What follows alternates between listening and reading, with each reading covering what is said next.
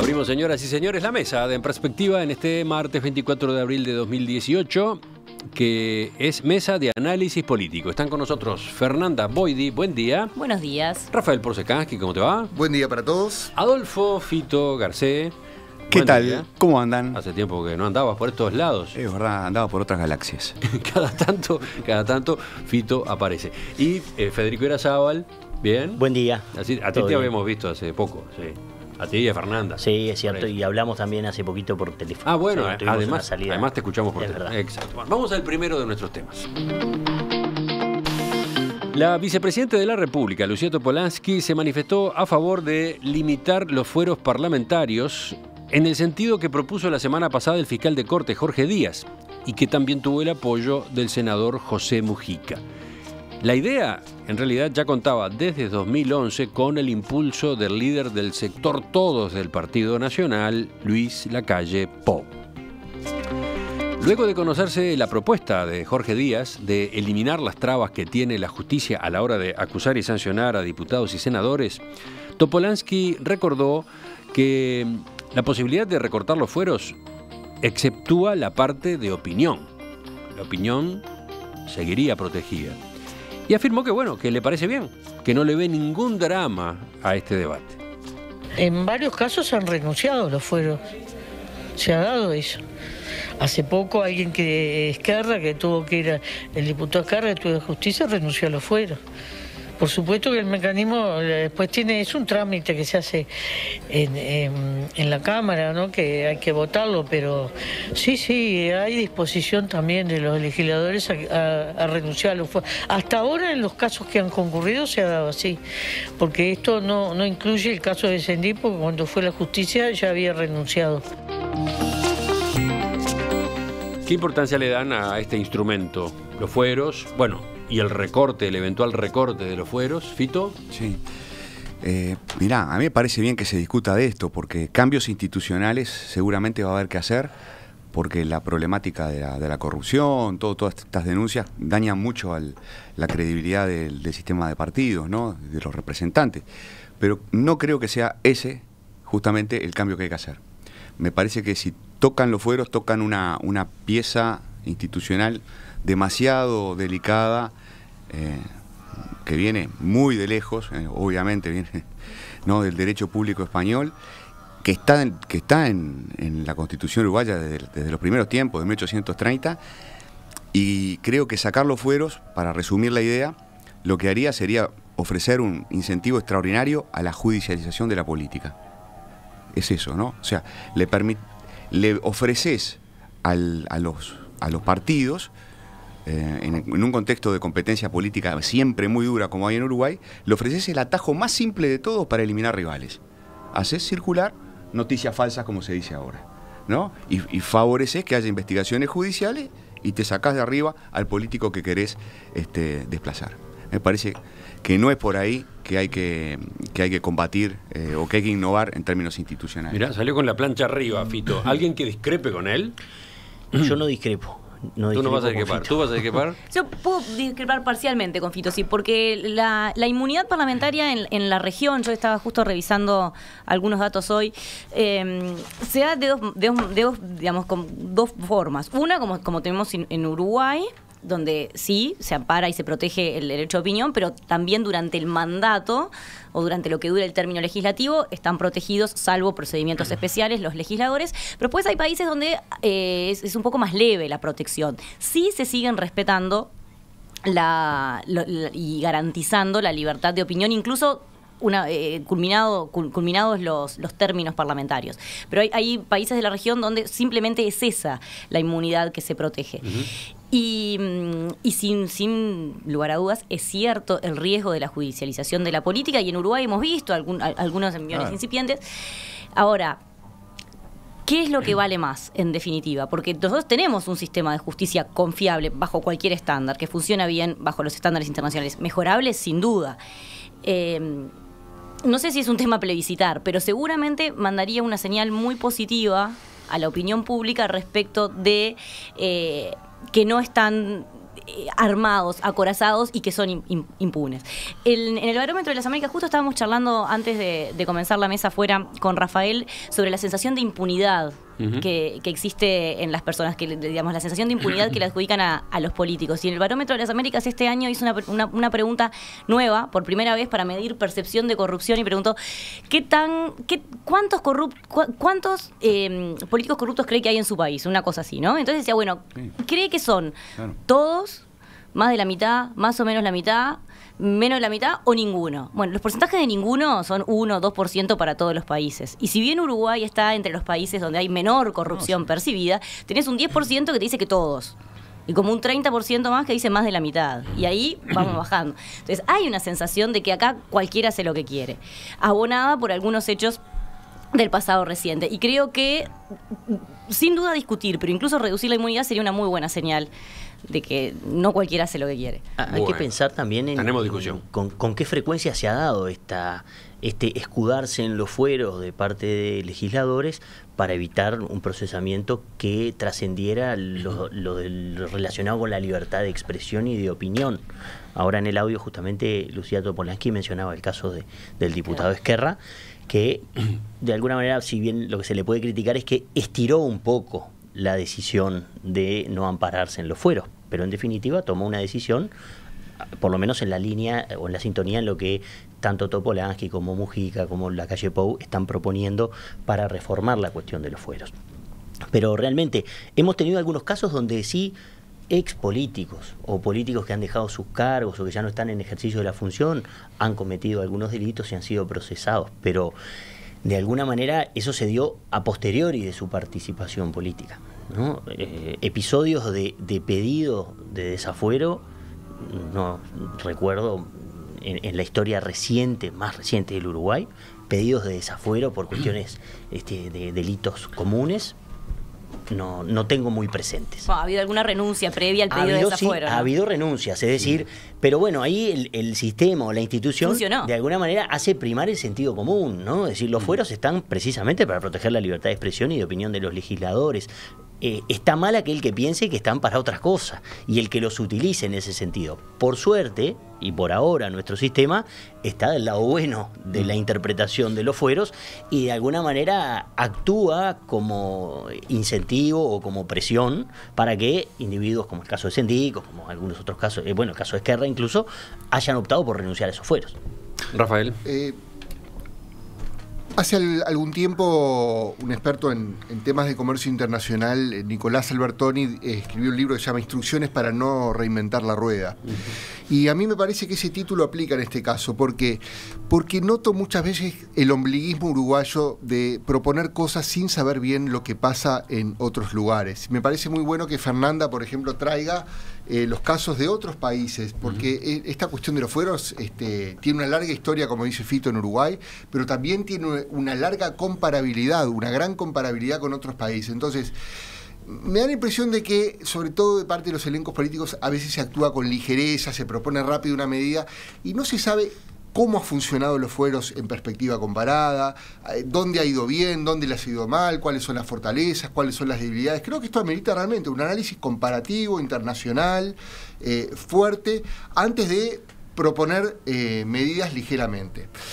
Sí digo, y en respaldo a lo que dicen los compañeros, que el sistema político uruguayo es un sistema con instituciones fuertes y que por tanto esa judicialización de la política, la que alude Fito, con o sin fueros, es más difícil que suceda. No digo que improbable, es más difícil. O sea, no vamos a ser Argentina ni vamos a ser Brasil, porque ya tenemos un engranaje institucional fuerte y tenemos como, por así decirlo, medidas previas, sistemas de partidos fuertes. El caso de Michel Suárez creo que es paradigmático.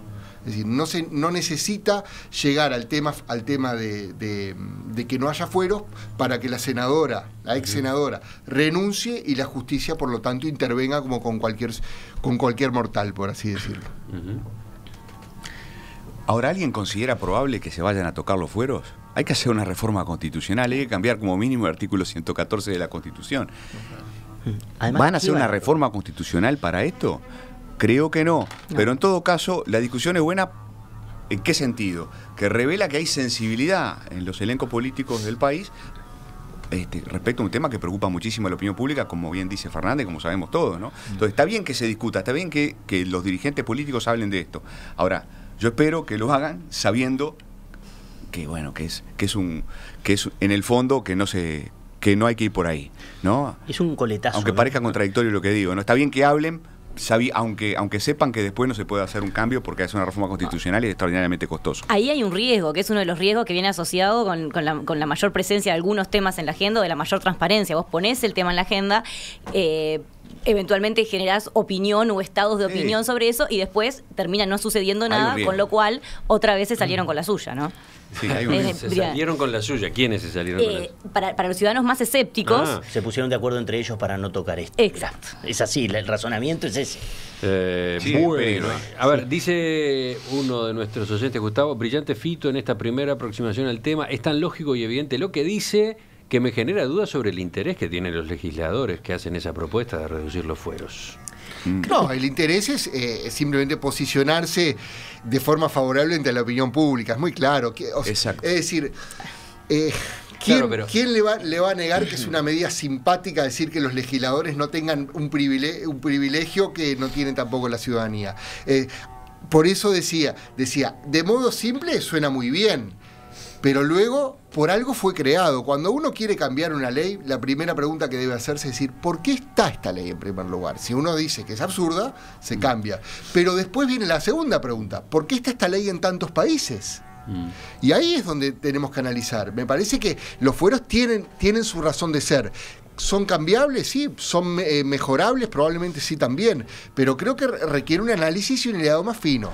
Además, los fueros corresponden a una porción relativamente pequeña de lo que son los actores políticos, los funcionarios públicos del Uruguay. También. Los únicos que tienen esta posibilidad de ampararse en fueros son los legisladores. Hay otro tanto de funcionarios, y por esto lo digo, este tema de los fueros en realidad es hijo o es producto de la sensibilidad que hay por la transparencia, por la ética, contra la corrupción, que está instalada no solo acá en Uruguay, sino en toda la región.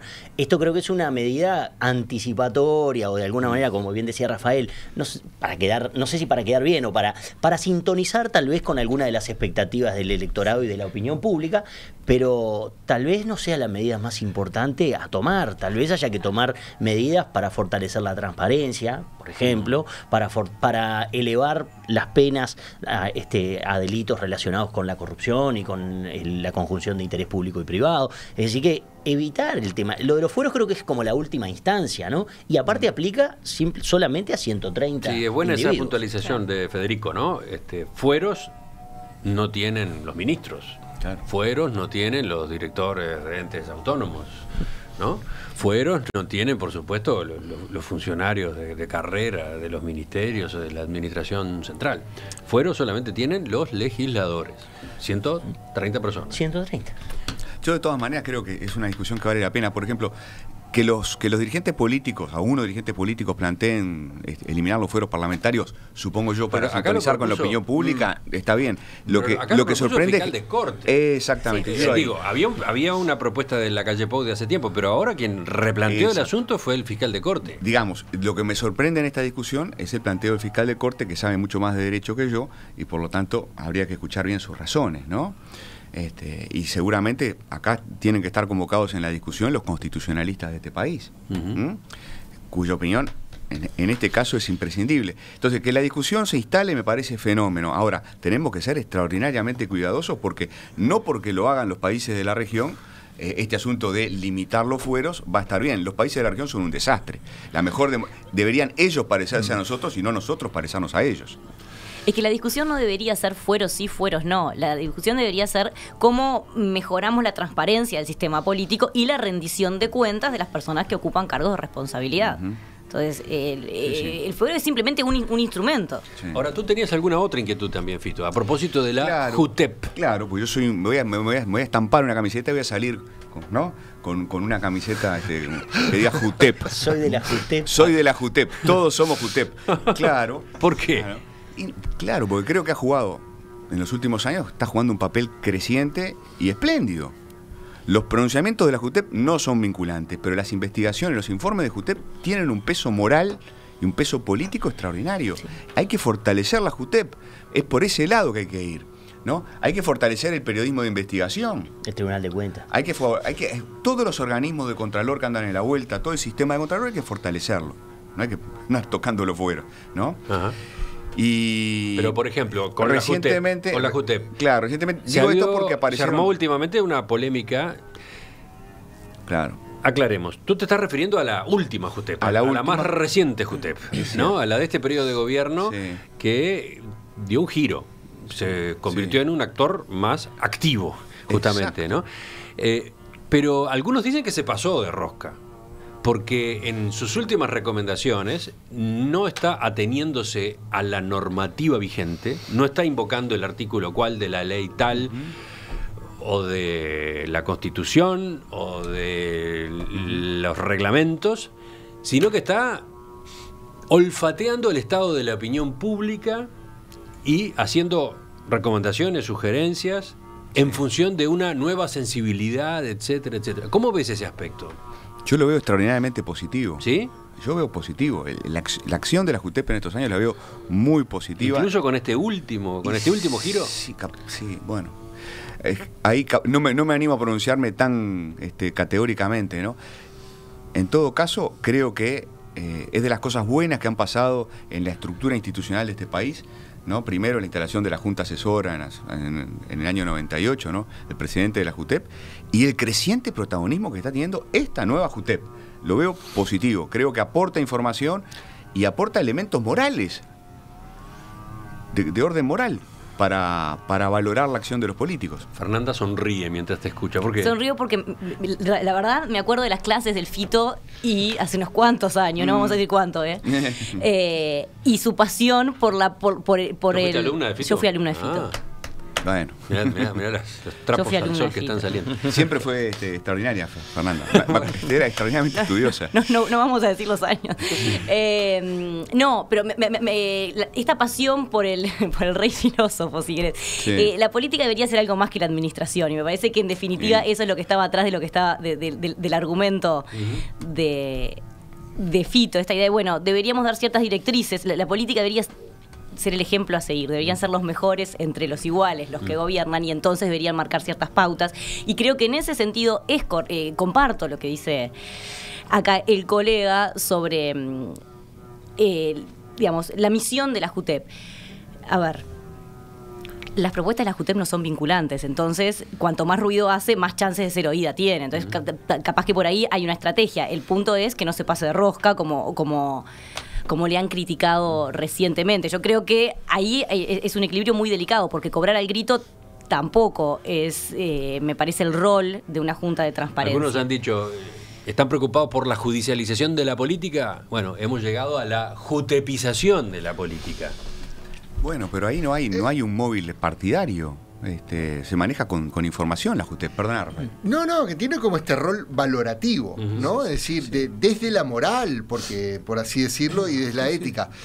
Yo creo que no hay que olvidar igual el aspecto institucional. Es decir, uno preferiría en una democracia sólida que más que recurrir a juntas de notables o juntas éticas, lo que hubiera fueran normas claras y que apuntaran a eso que alguna vez hablamos en esta misma mesa, universalismo por sobre el particularismo, es decir, que las cosas sean iguales para todos, que sea meritocrático el asunto y que no sea en cambio por preferencias personales.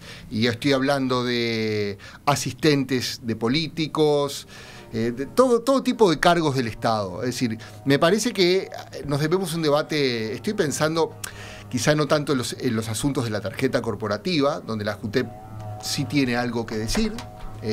Estoy pensando sobre todo en el tema de los cargos de confianza, por ejemplo. Allí nos debemos un debate institucional, es decir, ¿qué tipo de normas tener? Aparentemente hay un sector de la ciudadanía importante y mayoritario que dice que tenemos demasiados cargos de confianza. Y creo que también comienza a haber acuerdos en el sector político. Y aquí está lo nacional y lo departamental. las dos dimensiones. Federico. Sí, yo coincido con Rafael un poco en que la cuestión ética es una cuestión hasta personal, subjetiva, bastante individual. Y la composición de la JUTEP, de alguna manera, bueno, obedece, digamos, a X factores, no sé, serán cuestiones de prestigio, de reconocimiento, etcétera. Pero también hay un factor que me preocupa de la JUTEP, es que algunas cosas de la JUTEP sirven y otras cosas de la JUTEP no sirven. Es decir, no tiene fuerza suficiente como para hacer que los actores políticos tomen determinadas decisiones. Me refiero al último caso en Presidencia de la República, ¿no? La JUTEP cuestionó el nombramiento del consuegro de Tabaré Vázquez como chofer o integrante de su equipo de seguridad, y Vázquez, atendiendo al pronunciamiento de la JUTEP, lo removió de su cargo. Protestando, ¿no? Atendiendo y discrepando. Sí, discrepando, pero protestando. acatando, ¿no? Diciendo, bueno, está bien, en esta le doy la razón a la JUTEP. Ahora, cuando la JUTEP cuestionó la designación de su sobrino en calidad de enfermero que compone su equipo de asistencia personal, etcétera, dijo, no, acá la JUTEP no. Entonces, bueno, ¿qué tan, no confiable por la JUTEP, pero qué tan fuerte y sólido son los cuestionamientos de la JUTEP para decir, bueno, está bien, con lo de Sendic está bien, con lo del consuegro de Vázquez está bien? Es lo que tiene no ser vinculado. El problema, por eso digo, No es pero vinculante. entonces no tenemos o no podemos darnos un organismo que tenga esas potestades. De hecho, existen muchos, ¿no? Organismos para controlar, el Tribunal de Cuentas, la Corte Electoral, y generalmente lo que sucede es que cuestionan, elevan informes cuestionando gastos o objetando gastos, y muchos dicen esto sí, esto no, y bueno, y seguimos. Entonces, capaz que tenemos que pensar en fortalecer estos organismos mucho más que en cuestionar los fueros y en pensar en cosas para particulares, para cosas pequeñas, y pensar más en grande para todo el sistema. Fito, cerramos contigo. Sí, yo no sé si vale la pena transformar la JUTEP, los pronunciamientos de JUTEP en pronunciamientos vinculantes. Creo que lo que hace la JUTEP, lo que viene haciendo la JUTEP es extrañamente valioso, porque alimenta el debate público con elementos de este orden, de orden moral, ¿no? Y si el presidente tuvo que dar marcha atrás en un caso, esto habla bien de la JUTEP y también habla bien del presidente. Y yo creo que simplemente hay que proteger a JUTEP, y que en todo caso es por ese lado, por el lado de alimentar el debate público con información y con pronunciamientos de este tipo, que vamos a seguir siendo un país con bajos niveles de corrupción en términos comparados como somos. Yo estoy a favor de la JUTEP, no estoy para salir con la remera tuya, pero estoy a favor. Estamos volviendo a la mesa, estamos todavía conversando de los temas anteriores. Por ejemplo, dice un oyente, Miguel, ojo que muchos ministros y directores de empresas públicas de hecho siguen siendo legisladores. ¿Cómo es esa situación? Sí, ¿no? sí, es así, ¿no? No renuncian a sus bancas, pero bueno. Si no renuncian a la banca, ¿continúan protegidos por el fuero? Y yo supongo que sí. Sí, supongo que sí. Nos faltó Chasquetti, hay que ser especialista parlamentario. Bueno, queda ese punto para ver y después en todo caso aclarárselo a los oyentes.